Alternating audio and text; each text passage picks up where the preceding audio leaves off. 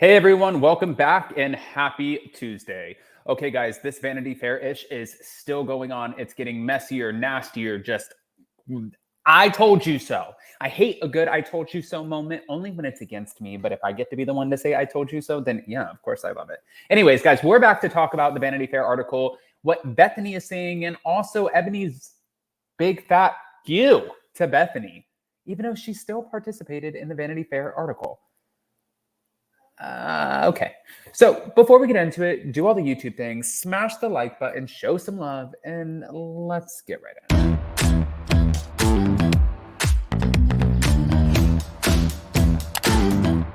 Cause no one can do it like we do it, like we do it, like we do it. Cause no one can do it like we do it, like we do it, like we do it. Okay, guys, so I wanted to start with the Bethenny Frankel of it all because this is just wild what is going on over here. I mean, honestly, like Bethenny Frankel is just, she's on one. Thinking all about the Real Housewives.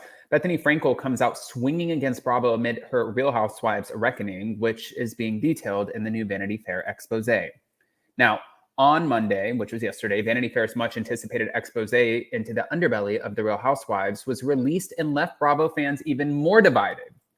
Real Housewives of New York alum Bethenny Frankel played a pivotal role in the article amid her ongoing reality TV reckoning, in which she calls for a union while also revealing disturbing allegations against Bravo executives. Bethenny Frankel celebrated the release of Vanity Fair's article with a post on Instagram, and in the post, the skinny girl mogul who gained fame, fortune, and worldwide notoriety during her time on Bravo's Real Housewives of New York, so much so that she came back for more when her career stalled years later, is what they're saying, compares Bravo's Andy Cohen to the likes of Harvey Weinstein, while also claiming Bravo is a cult that has brainwashed its stars. What? Harvey Weinstein? They are not friends. They are not friends. I'm telling you, he doesn't like your ass. Nope. Not at all. Not even a little bit. Andy Harvey Weinstein Cohen? That's where you went with it? Harvey Weinstein? Happy BravoCon week. Shit. So, from there, the Bravo alum wrote, "As the writer of this story told me, this piece is one small corner of this story. The story is a drop of poison in a large ocean. The reality reckoning is here. SAG-AFTRA has our backs. Multi-billion-dollar media and entertainment company leaders have reached out to me to work towards change." Why do I feel like I'm reading it like that? Well, I am reading it like that, but why am I reading it like that? I don't know. Bravo is not one of those entities. The story is about Bravo, a polluted environment profiting from women's mistakes and misery. It's not just women, Henny. And a network that abuses them nightly with games and questions designed to ruin their lives while making the masters of this universe rich and famous.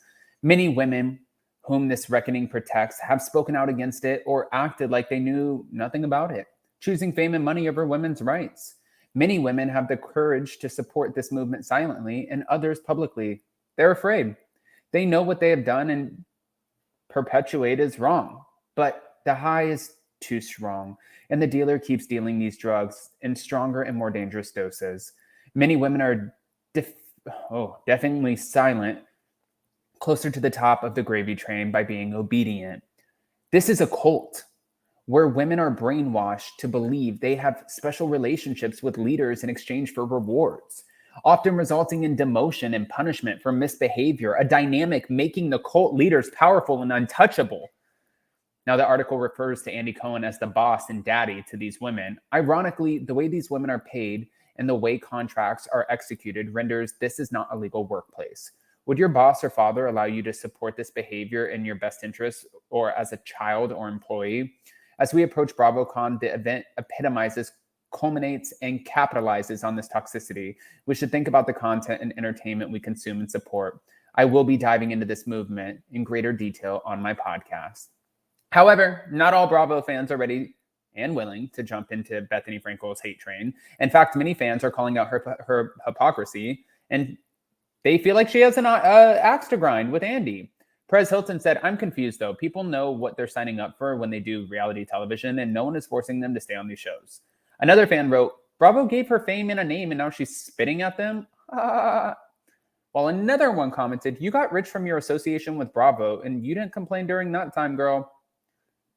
A third fan, with all due, you were the queen bee of toxicity, which made you famous. I agree there needs to be workplace protections and support for talent getting what they deserve, right? But for some reason, it feels like it's coming from a place of vengeance. You do lots of good in the world, and I applaud you for that, but this does not feel altruistic. Talk about vindictive.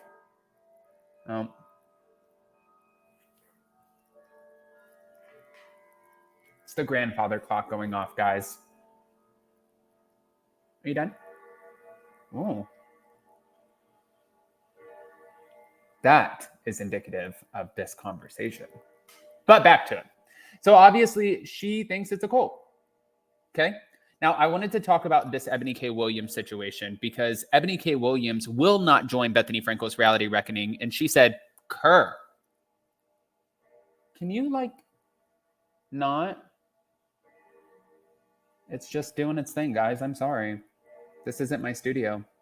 So Ebony K Williams has no interest in joining Bethenny Frankel's war against Bravo. The attorney bluntly told Vanity Fair in Monday's expose about the network that gave viewers the Real Housewives franchise, F Bethenny Frankel. You think I'm going to let some white girl speak for me with my experience with a multi-billion-dollar corporation? Okay.